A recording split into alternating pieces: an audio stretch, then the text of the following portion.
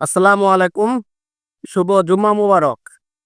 ডাকসু নির্বাচনের প্রভাব জাতীয় নির্বাচনে পড়বে না, এ ধরনের চিন্তা যারা মাথায় পুষতেছেন এবং এই ধরনের তৃপ্তি বাণী যারা দিচ্ছেন, তাদের জন্য কয়েক বালতি সমবেদনা।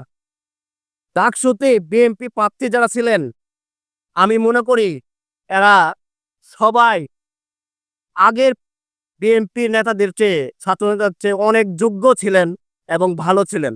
তারপরও হেরে গেল কেন? হেরে যাওয়ার অনেকগুলো কারণ আছে। তার ভিতরে বড় কারণ হলো বিএনপির এই ছাত্র নেতারা চেষ্টা করছে প্রচার করার যে আমরা নির্বাচিত হলে এই পরিবর্তন নিয়ে আসবো, এই জিনিসগুলো করব। আর শিবিরেরা ১ বছর থেকে এগুলো করে আসছে। তাদের সাধ্যমতো যে পরিবর্তনগুলো করা যা সেগুলো করছে। তাহলে মানুষ এই যে যারা পরিবর্তন করছে এদেরকে বিশ্বাস করবে, এদেরকে নেতা মানবে, না যারা ভবিষ্যতে করবে? কারণ বাংলাদেশে তো নির্বাচনের আগে অনেক কিছু দিয়ে দেয়, পৃথিবী দিয়ে দেয়, গার্লফ্রেন্ড দিয়ে দেয়, হ্যাঁ, তারপরে রাস্তাঘাট সব সময় মরে দেয়, কিন্তু তারপরে ওই নেতার সঙ্গে দেখা হয় না।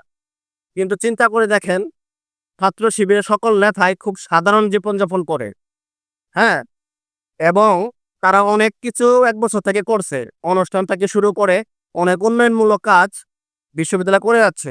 এতে জাতীয় পর্যায়ে নির্বাচনে অনেক বড় প্রচার হয়ে গেল। হ্যাঁ, অনেক বড় পজিটিভ একটা প্রচার হলো জামাতের জন্য।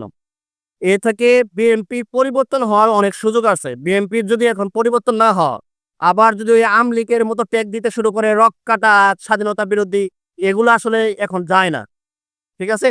এগুলো আর মানুষ খায় না। এই পরিবর্তনের সবচেয়ে বড় পরিবর্তনের একটা দিক হলো যে নিজের মানসিকতা পরিবর্তন করা, দেশের জন্য এবং জনগণের জন্য কাজ করা। যদি না করতে পারে, মানুষ মানুষের কাছে আবার ভরাডুবি হবে। হ্যাঁ, আর আওয়ামী লীগকে দিয়ে নিজের দলে নিয়ে এসে আবার পুনর্বাসন করা, এই আগাছাগুলোকে আবার এই বিএনপিতে নিয়ে আসা, এটাও একটা বড় কারণ হবে বিএনপি ভরাডুবির জন্য। ঠিক আছে? অতএব দেশকে ভালোবাসবেন, দেশকে, জনগণকে অনেক কিছু দিবেন। এ- এটা ভবিষ্যৎ। ভবিষ্যৎ মানুষ চিন্তা করে না বর্তমানে কি করতেছেন আপনি, বর্তমান কতটুকু আপনি জনবান্ধব কাজ করতেছেন, এটাই হবে আগামী নির্বাচনের ফলাফল। সবাই ভালো থাকবেন, সুস্থ থাকবেন। সকল সঠিক দল যারা আছে, নির্বিশেষে দেশের জন্য যারা কাজ করে, সবার জন্য শুভকামনা। শুভ জুম্মা মোবারক।